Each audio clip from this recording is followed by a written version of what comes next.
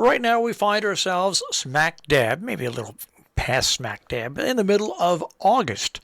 We always, of course, every week, just about 99.9% of the time, speak with Lauren Kristen Dotter from Main Street Magazine. Of course, you can find Main Street Magazine for free pickup at various locations throughout our tri-state region, and also their companion on the web, which is mainstreetmag.com. Good morning, Kristen. Good morning. How are you? Not too bad. Can't complain at all. It's we're halfway through August. The only thing I can complain about is my birthday month, October, is coming up, and that always leads us into fall. That's It's and the it's gateway. yeah, the gateway into fall. But we can still enjoy summer as we have it right now. We still have a couple more weeks. Yeah, well, we got August, and yeah, we do get some warm weather in September, and even occasionally in October. But the thing that gets me is the days shorten. I It's know. it's noticeable now. It is noticeable, not so much in the evening, but in the morning when I get up, it's very noticeable. But enough of my problems. Let's go on to one of your stories, and it's an interesting story. It's called Reaping and Sowing. And I obvious about farms. Yeah, so Dominique had a chat with the folks there who started this foundation to help farmers. And specifically, her name is Emily Hay, who's the one who's behind it. And her family has been farming in the Stanfordville area for, I think it's over 100 years here. The Kenmurr farm, if I'm pronouncing that correctly. But they're having a benefit now. I think it's actually next weekend, if I'm not mistaken. Sorry, it's been a few weeks since I laid the story out, so I'm blanking on that exact detail. But during COVID, she created this foundation because she was looking at farmers and the ways she could help them, especially heritage farmers. And so one of the things she's doing is, with the foundation, is this event where she's raising money and then she distributes it to various farmers to help them in whatever ways they need. I'm finding, and I know it's true with us, but I'm finding that the positive effects that came from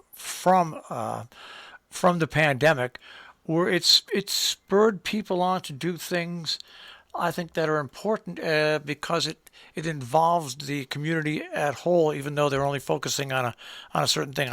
I've noticed that time and time again.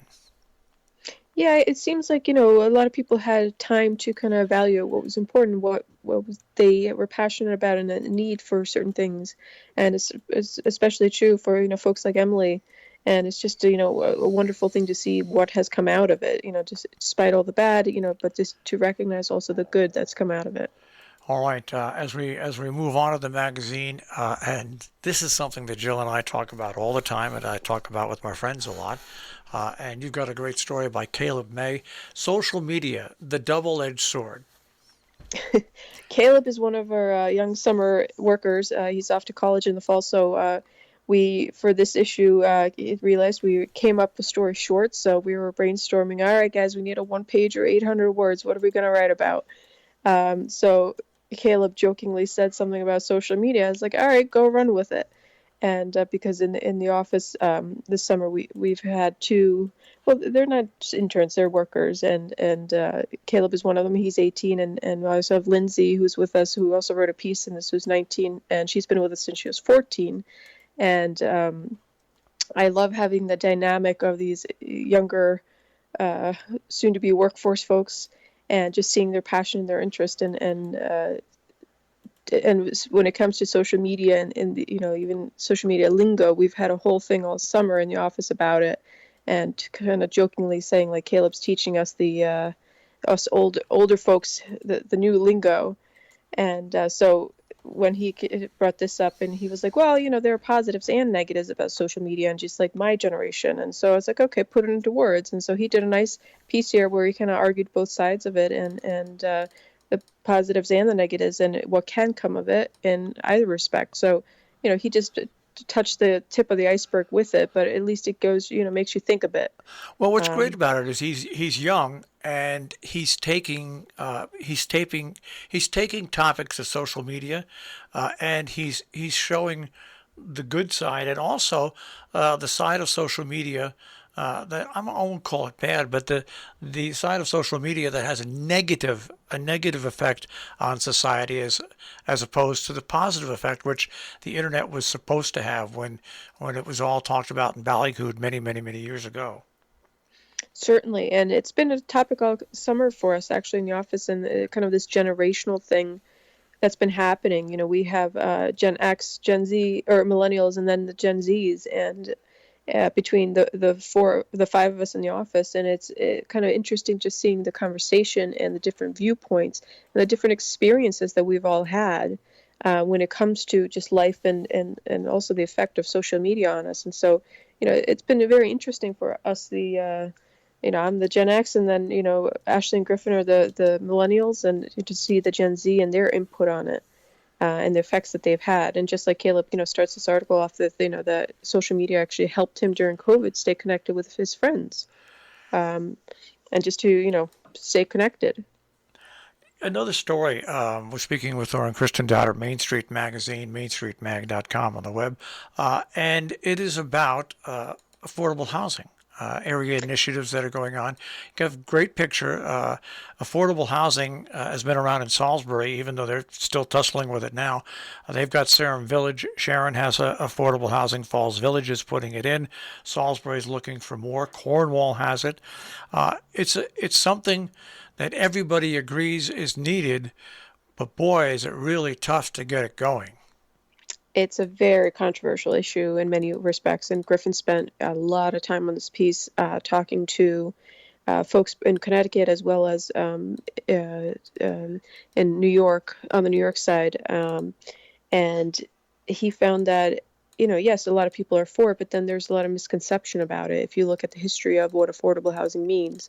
But folks, obviously have to look at the bigger picture, and that's what he was talking to so many folks about, not just like the town authorities and the folks behind that, but in employers and different folks who are saying, like especially right now, everyone's looking to hire. The problem is you can't get anyone to work, and then one of the reasons is they can't find an affordable place to live. So it's a multi-pronged issue that is connected to everywhere in our communities, and so it's not just about I think he calls it something Class C housing. It's not just about that, but it's finding decent housing that is, just affordable for the average person to live in around here. And might I point out, this is not a short story. This is a really involved, well thought out story that does deal with both sides of the border. And it's quite a long story, and I think for some of you it's going to be eye-opening as well. That's what we try to do with these, and Griffin's done a few of these now, and I think it's about 4 pages, and we try to have him show the both sides of the argument, and so the folks can form a cohesive judgment about it. And another story which hasn't been done really, and that is it's called A Tour Through Local Car Shows by Lindsay Clark, because we now have some really incredible car shows in our area that attract people, and I'm talking about people that display cars from really not only around the world, but around the country, but from around the world, and they all are well put on. They are. Lindsay has grown up with cars, and her dad's a car head.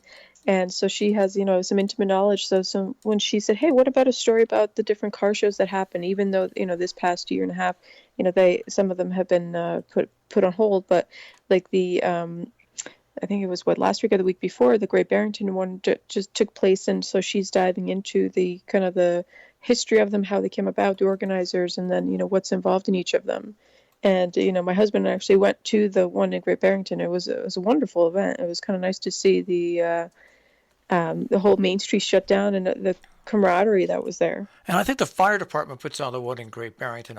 I'm pretty sure. But in Falls Village, of course, their car show is put on by Judy Jacobs and all the businesses there. Lime Rock has their car show, which is really an international car show, and that's coming up actually, by the way, with their big weekend.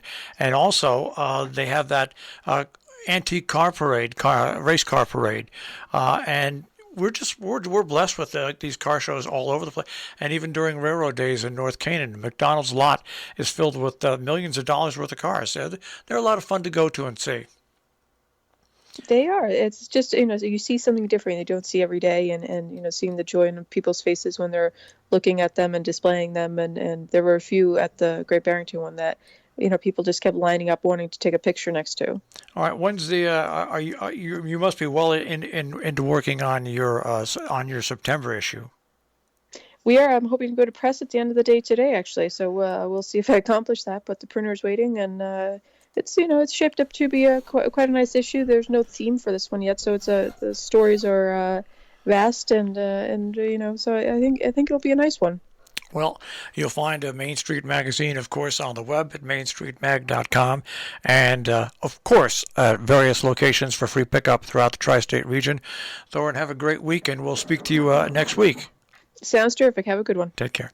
That is Main Street Magazine on Robin Hood Radio. We always welcome Thorin in here. Once again, you can find them at mainstreetmag.com. And also you can find this show at robinhoodradio.com. Click on demand, click on Main Street Magazine on Robin Hood Radio.